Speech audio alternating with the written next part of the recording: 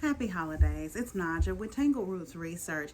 I am going to rush through this so that maybe on my 11th attempt to record this video, I can actually get you some helpful information. So, if there's anything I leave out, please go and read the blog on the website anyway, because I'm definitely going to leave something out. But what I want to quickly talk with you about today is Native American heritage and your DNA test results.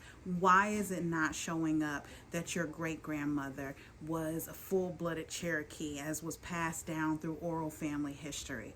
3 things to consider. Number 1, your oral family history may be wrong.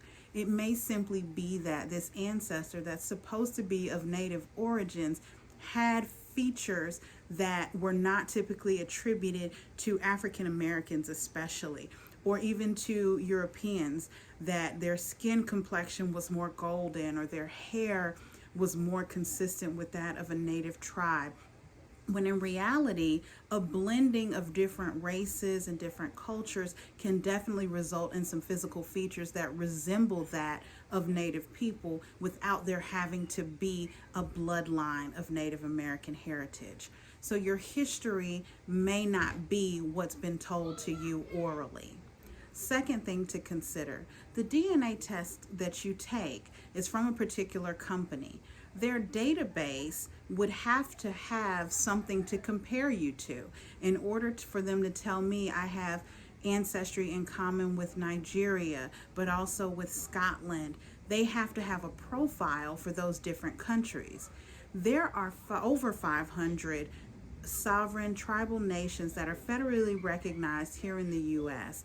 And if those profiles are not on file at this DNA company, they can't match you with them. There may not be anyone or a large enough sample group from the tribes that your ancestors were a part of to show in your DNA that you have Native American heritage. Another thing to consider is that the DNA may be so degraded that while they are truly a native ancestor, it may not show up in your blood. You only get 50% of yourself from each parent.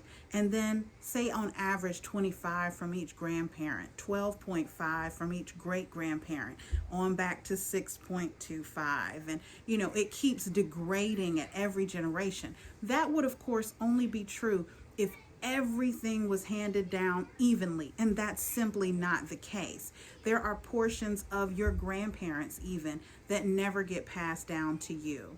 So keep in mind that just because it's not reflected in your DNA doesn't mean that it's not a part of who you are.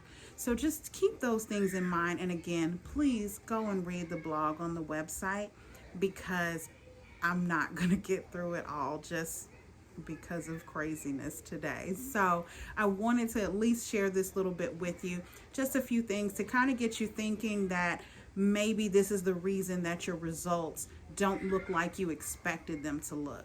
But keep in mind that even if your ancestors were not of native indigenous origins, they're still significant, and without them, you still would not be here. So let's try to find out as much as we can about each one of our ancestors. Keep searching, don't give up. If you find that you need some help along your genealogy journey, please reach out to us. We are Tangled Roots Research on Facebook and Instagram, and we're always available and eager to help you on your genealogy journey. Take care. Have a great day.